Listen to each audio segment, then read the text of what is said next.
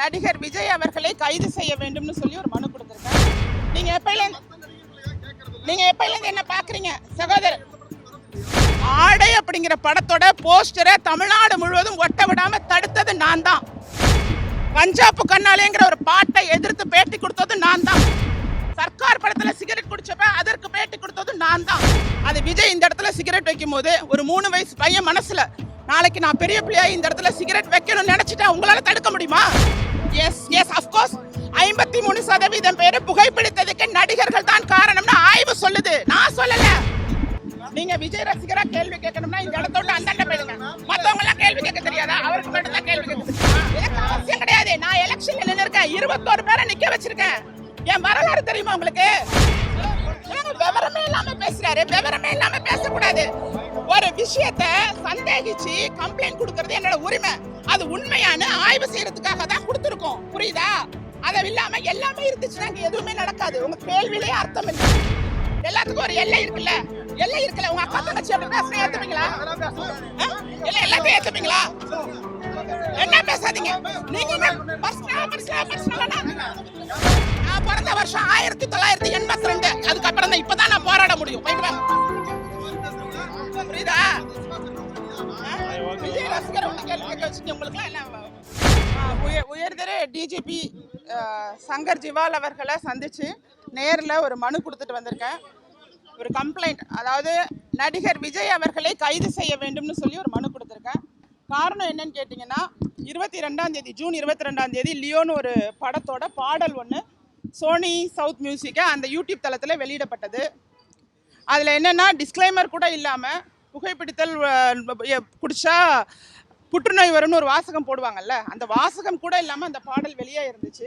அந்த பாடலில் வர்ற வரிகள் அனைத்துமே புகை மற்றும் மதுவை குறித்தே அந்த பாடல் இருந்துச்சு. புகையில பவரு கிக்கு பற்ற வச்சு புகை எடுத்தா அப்படின்னு சொல்கிற மாதிரி இளைஞர்களையும் சிறுவர்களையும் பாதிக்கிற வண்ணம் பாட்டிலில் வேண்டாம் அண்டால கொண்டு வா அப்படிலாம் வரிகள் இருந்தது. அந்த வரிகளை நீக்கணும் அப்படின்னு சொல்லியும் ஏன் இப்படி கொஞ்சம் கூட சிந்திக்காமல் உங்களை நம்பி இவ்வளோ சின்ன பிள்ளைங்கள்லாம் ரசிகர்களாக இருக்காங்களேன்னு நான் ஒரு பேட்டி கொடுத்துருந்தேங்க. அந்த பேட்டியுடைய விளைவு என்னன்னுச்சுன்னா, அது கிட்டத்தட்ட 70 லட்சம் பேர் ஒரே தளத்தில் பார்வையாளர்கள் பார்த்துருந்தாங்க அந்த பேட்டியை. அதன் பிறகு விஜய் அவர்கள் வந்து பணம் படைத்த ஒரு நடிகர் தான் அப்படிங்கிறத நிரூபிக்கிறதுக்காக பல ஃபேக் ஐடி ட்விட்டரில் போலி கணக்குகளை தொடங்க சொல்லி பணம் கொடுத்து நிறைய ஆபாச வசனங்கள், ஆபாசமான வீடியோக்கள், மிக மிக கொச்சையான வார்த்தைகள், இவை எல்லாவற்றையுமே ஒரு சாதாரண பெண்களால் கூட பொறுத்துக்கவே முடியாதுங்க. நிச்சயமா நான் சாமானியரில் ஒருத்தராக இருந்து அரசியல் கட்சி தொடங்கி இந்த மண்ணுக்காகவும் மக்களுக்காகவும் கடந்த பல ஆண்டுகளாக பல போராட்டங்களை நான் மேற்கொண்டிருக்கேன். உங்களுக்கே தெரிஞ்சிருக்கும், டாஸ்மாக் எதிராக வழக்கு போட்டது நான் தான். மக்களுக்காக எவ்வளவோ தடவை கைதாயிருக்கோம். காவிரி மேலாண்மை வாரியத்துக்கு கைதாயிருக்கேன். இது மாதிரி தொடர்ச்சியாக நாங்கள் மக்களுக்காக போராடிட்டு இருக்க எங்களை வந்து என்னையே இவங்க வந்து இவ்வளோ ஆபாச வார்த்தைகளை சொல்லி என்னை அச்சுறுத்தல் நினைக்கிறாரு விஜய் அப்படின்னா காரணம் யார்? அவர் தான். ஏன்னா ட்விட்டர் அக்கௌண்ட், அவருடைய ஆக்டர் விஜய் அப்படிங்கிற ட்விட்டர் பக்கம் தொடர்ச்சியாக எல்லா பதிவுலையுமே டேக் செஞ்சுருக்காங்க. அதில் டேக் செஞ்சு தான் எல்லா பதிவுகளுமே இடப்பட்டிருக்கு. அப்போ வாங்கிய பணத்துக்கு நாங்கள் வேலை பார்க்கிறோம் அப்படிங்கிறத அந்த ஐடி ஃபேக் ஐடி எல்லாம் நிரூபிக்குது. நீங்க எப்பையில என்ன பாக்குறீங்க சகோதரர்? பேசுறேன்.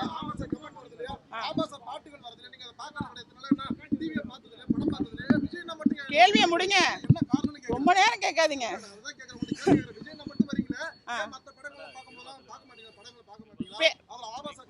புரியுதுங்க, உங்க கேள்வியை நான் உள்வாங்கிட்டேன். கேள்வியை உள்வாங்கின பிறகும் கேள்வி கேட்டுட்டே இருக்காதீங்க. பத்திரிகையாளருக்கும் சுருக்கமா சொன்னா என்னால கேப்சர் பண்ண முடியும். இதே டிஜிபி அலுவலகத்துல இதே ராஜேஸ்வரி பிரியா ஆடை அப்படிங்கிற படத்தோட போஸ்டரை தமிழ்நாடு முழுவதும் ஒட்ட விடாம தடுத்தது நான் தான். பஞ்சாப்பு கண்ணாலேங்கிற ஒரு பாட்டை எதிர்த்து பேட்டி கொடுத்தது நான் தான். சர்க்கார் படத்துல சிகரெட் குடிச்சப்ப அதற்கு பேட்டி கொடுத்தது நான் தான். பல இடங்கள்ல பல விஷயத்துக்கு நாங்க எங்களோட சமுதாயம் சார்ந்த கருத்துக்களை பதிவிட்டுக்கிட்டு தான் இருக்கோம். அது அந்த நடிகர் இந்த நடிகர்னு கிடையாது. அதுல குறிப்பாக முடிச்சிடுறேங்க, முழுசா சொல்லிடுறேன். நீங்க கேள்வி எவ்வளவு பெருசு கேட்டீங்க. குறிப்பாக விஜய் அவர்களுக்கு 2 வயது 3 வயது 5 வயது சின்ன பிள்ளைங்க எல்லாம் ரசிகர்களா இருக்காங்க. அப்படிங்கும் போது ஒரு கூடுதலான தாய்மை உணர்வு இருக்கத்தாங்க செய்யும். சிகரெட் அப்படிங்கிற பழக்கம் என்ன தெரியுமா? இன்ஃப்ளூயன்ஸ், மீடியா மூலமாக இன்ஃப்ளூயன்ஸ் ஆகி கற்றுக்கொள்ளப்படக்கூடிய ஒரு பழக்கம். அதை யாராலையும் மறுக்க முடியாது. அது விஜய் இந்த இடத்துல சிகரெட் வைக்கும் போது ஒரு 3 வயசு பையன் மனசுல நாளைக்கு நான் பெரிய பிள்ளையா இந்த இடத்துல சிகரெட் வைக்கணும்னு நினைச்சிட்டா உங்களால தடுக்க முடியுமா? அவன் நல்ல கேரக்டரா கெட்ட கேரக்டரா கேங்ஸ்டரா அப்படிங்கிறதுலாம் அடுத்த விஷயம். சினிமாவுக்கு தேவைப்பட்டா நீங்க அக்டோபர் மாசம் வெளியிட்டு இருக்கணும். ஏன் படம் வர்றதுக்கு முன்னாடி இந்த பாட்டை வெளியிட்டீங்க? நான் விஜய் மட்டும் குடிக்கிறாருன்னு சொல்லுங்க. அவருக்குள்ள ரசிகர்கள் எல்லாருக்கும் இருக்காங்களா? விஜய்க்குள்ள ரசிகர்கள் எல்லாருக்கும் இருக்காங்களா? எல்லாருக்கும் இருக்காங்க. Please tell me the answer. விஜய்க்குள்ள ரசிகர்கள் எல்லாருக்கும் இருக்காங்கன்னா எனக்கு சொல்லுங்க. S yes of course. 53% பேர் புகைப்பிடித்ததுக்கு நடிகர்கள் தான் காரணம்னு ஆய்வு சொல்லுது. நான் சொல்லல. நீங்க யாருமே என்ன வாட்ச் பண்ணல. என்னுடைய பேட்டியை போய் பாருங்க. நடிகர் ரஜினிகாந்த் அவர்களை குறித்தும் பேசியவள் நான். நீங்க போய் என்ன ஃபாலோ பண்ணுங்க. இவர் அவரன் பேசுறால் நான் கிடையாது. ஆமா, WHO தெரியுமா? வேர்ல்ட் ஹெல்த் ஆர்கனைசேஷன் இருக்குல்ல, அதுல முதல்ல சிகரெட் குடிக்கிறதுக்கு எப்ப தொடங்குனாங்க? நீங்க விஜய் ரசிகரா கேள்வி கேட்கணும்னா இந்த இடத்த விட்டு அந்தாண்ட போயிடுங்க.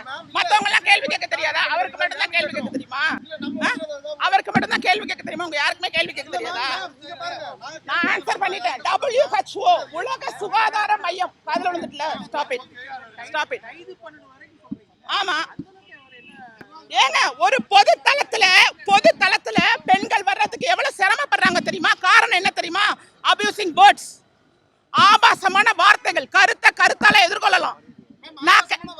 நான் கெட்ட வார்த்தை பேசுறேனா? நான் எல்லா படத்துலயுமே வந்து பெண்களை வந்து ஆபாசமா போதைப்பொருளை மட்டும் தான் பயன்படுத்துறாரு. குடிப்பழக்கத்தை விடுங்க, மத்ததை விடுங்க. பெண்களை வந்து மிக கேவலமா அறிவிற்கத்தக்க வகையில சந்தன சொல்றாரு. ஏன் நீங்க சந்தனத்தை பத்தின புகார் தெரிவிக்க மாட்டீங்க? உங்களுக்கு இப்ப பிரச்சனை என்ன? இல்ல பொதுவா ஏன் விஜய் உங்களோட பிரச்சனை என்ன? உங்களுடைய பிரச்சனை என்ன? உங்களுடைய பிரச்சனை என்ன? உங்களுக்கு அப்படி தோணுச்சுன்னா அப்படி வச்சுக்கீங்க மேடம், வச்சுங்க சார். எனக்கு அவசியம் கிடையாது. நான் எலெக்ஷன்ல நின்னு இருக்கேன். 21 பேரை நிக்க வச்சிருக்கேன். என் வரலாறு தெரியுமா உங்களுக்கு? ஹலோ சார், கண்ணாடி போட்ட சார், என் வரலாறு தெரியுமா? தெரியுமா? தெரிஞ்சிட்டு வந்து கேள்வி கேளுங்க. என்னோட வரலாறு இங்க யாருக்காச்சும் தெரியுமா? நான் எந்த கட்சியில இருந்தேன், என்ன பொறுப்புல இருந்தேன், நான் மக்களுக்காக இருந்திருக்கனா இல்லையா? இவர் என்னமோ விஜய் அவருக்கு தெரிந்தே ஒரு பெண்ணை ஆபாசமாக தன்னுடைய ரசிகர்கள் எழுதினா கூட அதை பார்த்துக்கிட்டு இருக்காரா, தூண்டி விடுறாரான்னு எனக்கு தெரியல. அப்ப அவர் தான் பணம் கொடுத்து இந்த வேலையை பார்க்கிறாரு. அதனால அவரை கைது செய்யணும். ட்விட்டர்ல டேக் பண்றாங்கன்னு சொல்றேன். ட்விட்டர்ல டேக் பண்றாங்க. ஆக்டர் விஜய் ஒரே கேள்வியை திரும்ப கேட்டா பதில் சொல்ல முடியாதுங்க.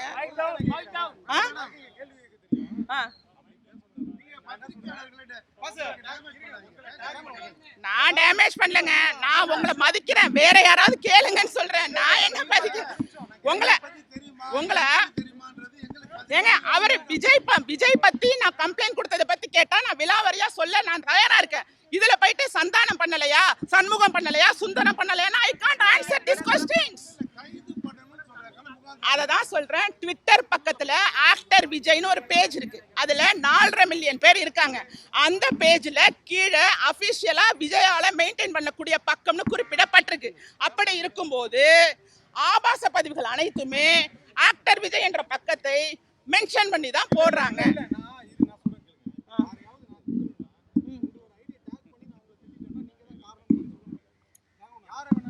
சரிங்க, ஒரு நிமிஷம். அவர் ஏன் சொல்ல முடியாது?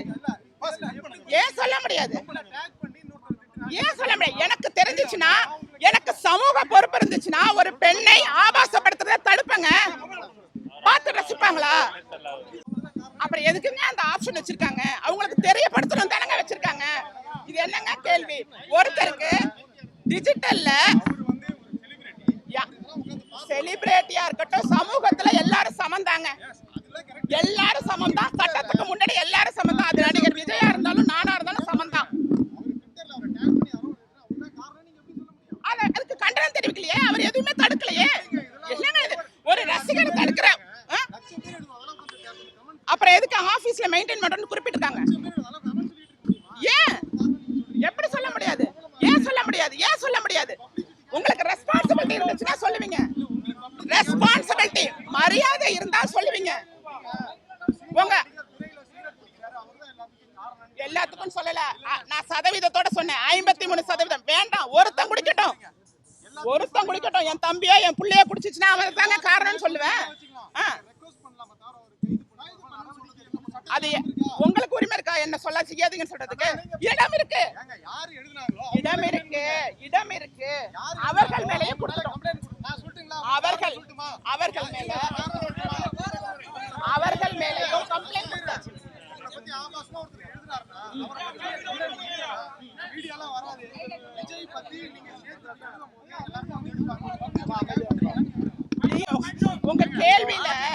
உங்க கேள்வியில ஏதாவது லாஜிக் இருக்கா? உங்க கேள்வியில லாஜிக் இருக்கா? ஒரு சாமானிய பாருங்க இருக்கு இருக்கு. அது அரசு, அது சட்டம் முடிவெடுக்கிறது. நீங்க இதை செய்யலாமா அதை செய்யக்கூடாதுங்கிறதுக்கு உங்களுக்கு என்ன உரிமை இருக்கு? இவர் மனித உரிமை மீறி கேள்வி கேட்கிறாரு. பத்திரிகையாளர்கள் எல்லாம் நாங்க பதில் சொல்லிட்டு இருக்கோம். ஆதாரம் தான் காசு கொடுத்து நடிகர் விஜய் தான் காசு கொடுத்து போட காட்டுறேன். இல்ல விஜய் தான் காசு கொடுத்து என்கிட்ட சொல்றது ஒரே கேள்விதான். நடிகர் விஜய் தான் காசு கொடுத்து எல்லாத்தையும் போட சொன்னாரு சொல்றது உங்களுக்கு என்ன ஆதாரம் இருக்கு? அந்த ஆதாரங்களை திரட்டுவதற்காக தான் கைது பண்ண சொல்றேன். போதுமா? ஆதாரம் இருக்கு, என்கிட்ட இருக்க ஆதாரத்தை நான் கொடுத்துட்டேன், உங்கள்கிட்ட கொடுக்குறேன். இதற்கு மேல என்னங்கிறது தான் என்ன வீடியோ இருக்கு. விஜய் தான் நடிகர் விஜய் தான் வந்து அவருடைய ரசிகர்கிட்ட வந்து எப்ப காசு கொடுத்து நீங்க பெண்களை நிறைய பண்ணுங்க விஜய் சொன்னாரா? விஜய் ரசிகர் மன்றத்துல இருந்து ஒருத்தர் என் வீட்டை முற்றுகையிட்டுருவேன் விஜய் சொன்னாரா உங்ககிட்ட? உங்களுக்கு என்ன ஆதாரம் வேணாலும் நான் அனுப்புறேன். ஒரு நிமிஷம், நடிகர் விஜய் சார் பேசுறா அந்த ஆடியோ வேணும். அவங்க ரசிகர் பேசுறாரு சொன்னீங்கல்ல, அத வந்து வேணும் மீடியால போறதுக்கு. அது அந்த ஆடியோவை எடுக்கிறதுக்காக தான் கம்ப்ளைன்ட் கொடுத்திருக்கேன் சகோதரரே. எப்படி சொல்லுவீங்க நீங்க? அத கண்டுபிடிக்கணும். அதுக்கு தாங்க போலீஸ்ல கம்ப்ளைன்ட் கொடுப்பாங்க. விவரமே இல்லாம பேசுறாரு. விவரமே இல்லாம பேச கூடாது. ஒரு விஷயத்தை சந்தேகிச்சு கம்ப்ளைன்ட் கொடுக்கிறது என்னோட உரிமை. அது உண்மையான ஆய்வு செய்யறதுக்காக தான் கொடுத்திருக்கோம். புரியுதா? அத இல்லாம எல்லாமே இருந்துச்சுன்னா இங்க எதுவுமே நடக்காது. உங்க கேள்வியிலே அர்த்தம் இல்ல. ஆமா, அப்படிதான் சொல்லுவாங்க. எல்லாத்துக்கும் ஒரு எல்லை இருக்குல்ல. உங்க அக்கா தங்கச்சி அப்படி பேசினா ஏத்துப்பீங்களா? எல்லாத்தையும் ஏத்துப்பீங்களா? என்ன பேசாதீங்க நீங்க. கேள்வி ஏங்க அவரை நான் சொல்ல விட மாட்டேங்க. ரசிகர் மன்றத்துல ஒருத்தர்னு சொல்லி என்ன கொளுத்திட்டு வாங்குறோம். கம்ப்ளைன்ட் கொடுக்கலாமா இல்லையா? அதையும் சேர்த்து தானே கொடுக்குறோம். நீங்க கேள்வி கேட்கறது ஒழுங்கா கேளுங்க.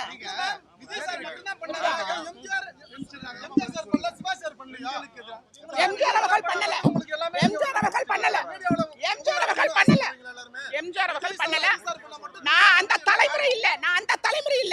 நான் பிறந்த வருஷம் 1982. அதுக்கப்புறம் தான் இப்பதான் நான் போராட முடியும். போயிட்டு வாங்க. புரியுதா? விஜய் ரசிகரை விட்டு கேள்வி கேட்க வச்சுட்டு உங்களுக்கு எல்லாம் என்ன மனசாட்சியில் யாரும் கேள்வி கேட்க